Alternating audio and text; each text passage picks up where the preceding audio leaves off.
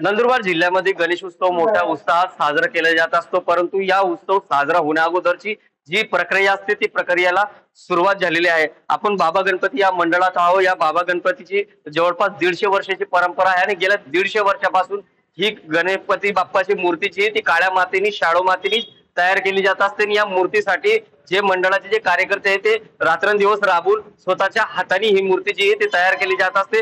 कुठला साचे याच्यासाठी जो आहे तो वापरला जात नसतो। या मूर्तीसाठी कार्यकर्ते जे आहे ते रात्रंदिवस मेहनत करून मूर्ती जी आहे ती तयार केली जात असते आणि या मूर्तीचे वैशिष्ट्य अनेक प्रकारचे जे आहे ते होत असतं। त्यामुळं नंदुरबार जिल्ह्यातील दादा आणि बाबा गणपतीला मोठा मान आहे आणि या मानाच्या गणपतींसाठी जी मेहनत जी आहे ती कार्यकर्त्यांकडनं ती केली जात असते। आपल्यासोबत या मंडळाचे ज्येष्ठ कार्यकर्ते आपण त्यांच्याकडनं जाणून घेऊया की कशा पद्धतीने मूर्ती जी आहे ती तयार केली जात असते आणि किती दिवस लागत असतात।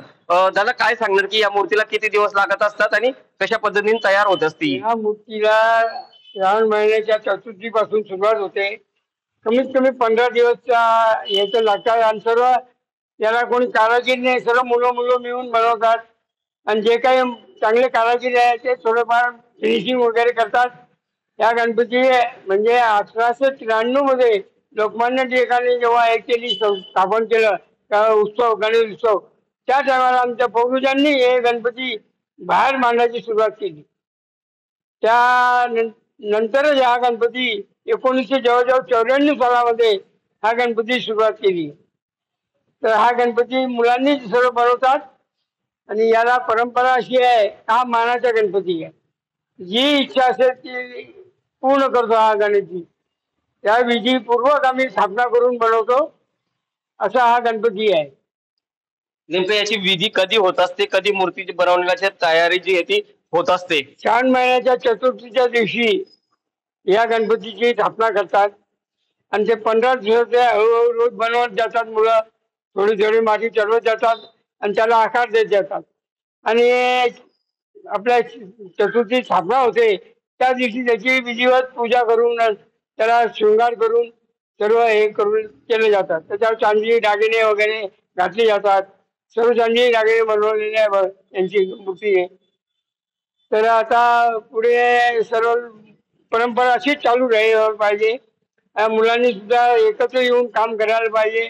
कोणी कधी भांडण आपसात करायला नाही पाहिजे। ही जी माती आहे नेमकी कुठून आणली जात असते आणि याच्यात काय काय वापर केला जात असतो गणपती बनवण्यासाठी? या गणपती बनवण्यासाठी जी माती असते ती शेताची माती असते आणि ती शेताची माती पहिले आम्ही घेऊन येत होतो। तर आता भिकाबाई चौधरी आहे तो ट्रॅक्टरने टाकून देतो। त्या मातीमध्ये मग सर्व कपास वगैरे मिक्स करून शाहू माती मिक्स करून त्याचा लड्डा तयार केला जातो। तर त्याला तळा पडू नये म्हणून आणि त्या अशा ओल्या माती 15 दिवसात तयार होतो। तो वाळत नाही, त्याच्यावर रंग मारला जातो। निश्चितच जवळपास 15 दिवसापेक्षा अधिकचा काळ जो आहे तो या गणपती मूर्तीला बनवण्यासाठी लागत असतात। हे रथ आहे आणि या रथावरतीच मूर्ती जी आहे ती बनवली जात असते। लोकमान्य टिळकांनी सुरू केलेला गणेश उत्सवाबरोबरच हा गणेश उत्सव देखील सुरू झालेला आहे। त्यामुळे हा मानाचा गणेश उत्सव जो आहे तो मानला जात असतो। अनेक भाविक जे आहे ते आपली मानता जी इथं मानत असतात ती पूर्ण देखील होत असते। त्यामुळं या गणपतीला मानाचा गणपती असं म्हटलं जात असतं। जितेंद्र बैसरे, टीव्ही 9 मराठी, नंदुरबार।